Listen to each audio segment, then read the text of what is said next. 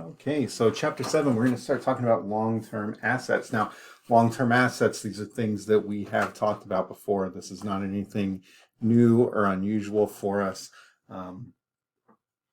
These are things like property, plant, and equipment, PP&E, right? So we're just going to be talking about these things in a little greater detail. We're going to break them down just a tiny bit further. Okay, so first thing we're going to do is we're going to talk about asset acquisition. What do we do when we buy assets? How do we record them? And then we're going to talk about depreciation and amortization. These two are kind of almost the same thing, except one's for a tangible asset, one's for an intangible asset. Then we're going to talk about disposal of an asset. And finally, we'll discuss some asset analysis like we do in all of the other chapters.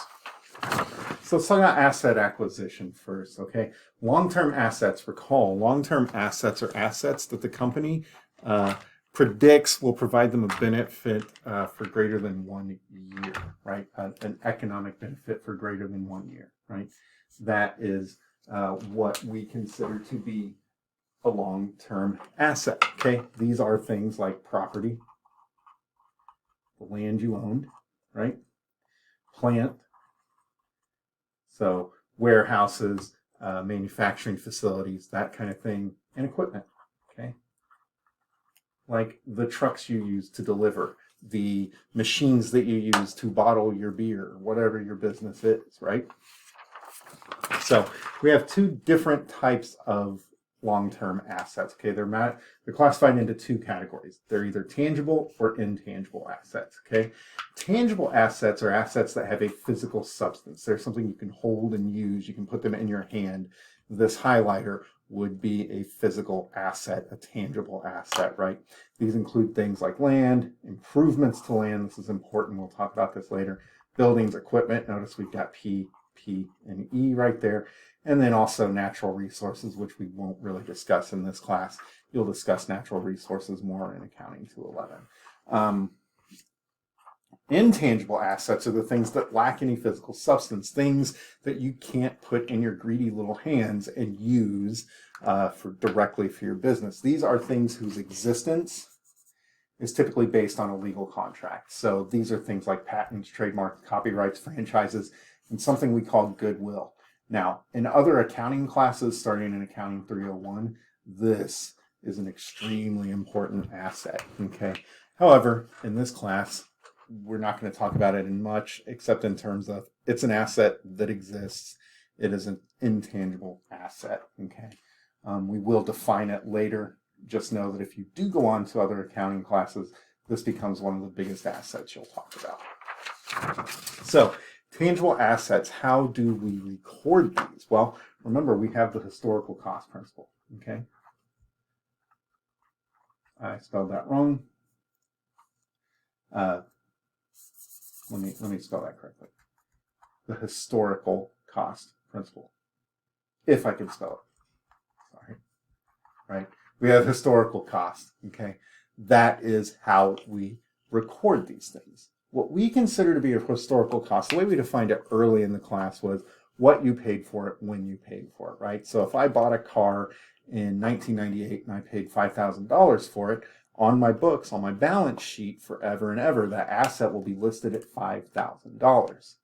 However, now we're going to say, well, it's the original cost, that $5,000 plus, and this is a big thing, remember this when it comes time for your quiz, time for your exam, it is the original cost plus any expenditures necessary to get it ready for use.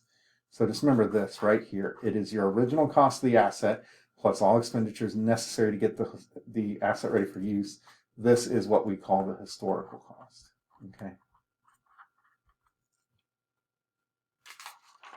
So how do we account for something like land? Well, land is a little complicated, but we'll see ways that it's easy and ways that it's not really difficult. It's just you can get yourself tripped up if you're not paying attention. So when you account for the cost of land, you've got to include all the costs that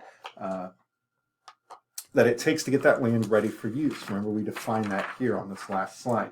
All expenditures necessary ready to get the asset for use. Ready for use, land is an asset, so the things that we are going to have to pay for to get it ready for use, those are going to be a part of their cost. It's things like real estate commissions and fees, back property taxes or other obligations. Sometimes when you buy an asset like land, part of what you will do is say, hey, we will take on any remaining debt that you owe. We will take on any back taxes that you owe, and that becomes part of the cost for you getting that land ready.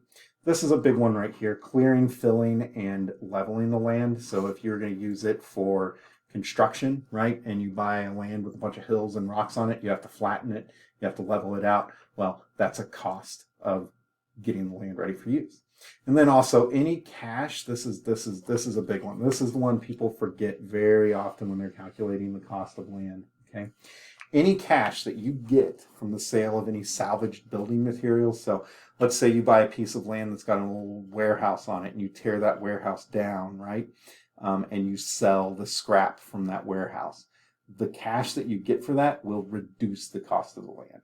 Okay. So if you sell that for $500, it will reduce the total cost of your land by $500. Okay, so very important. These last two, very important. These are the two that they like to ask about the most. Land improvements, somewhat different. So land improvements are amounts that you spend to improve the land, right? So this is like putting a parking lot, adding sidewalks, adding any landscaping, any fences, things like that. These things have limited useful lives. That's the key term here. Limited useful lives, meaning that they're going to depreciate in value over time. Okay. So these things are going to depreciate over time. The land doesn't. This is another important note right here. Land will never, ever depreciate in value. This is why we love, as accountants, we love seeing land, because it remains the same. We never change its historical cost with something like accumulated depreciation, because it never depreciates in value. Never, ever. Never, ever. Not ever. Okay? Just remember that. Land never depreciates in value, but these things that you have on the land, the improvements that you've made to the land, the sidewalks that you've added, the parking lots that you've added, the fences, the trees, the shrubbery, the flowers, all of those other things have a limited useful life. At some point they will deteriorate, and so we depreciate them separately from the land. Okay?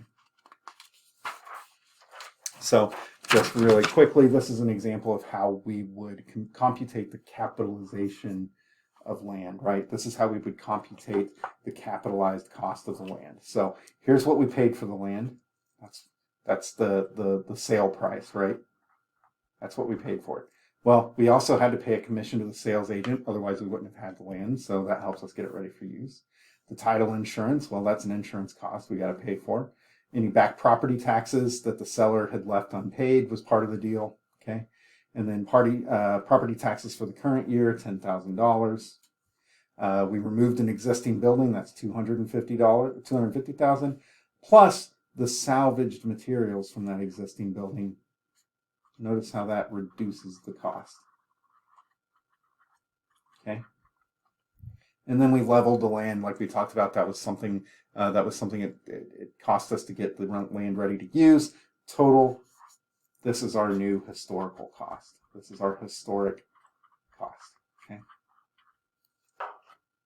All right, so we will keep going on this in the next video. If you have any questions or comments, let me know. I am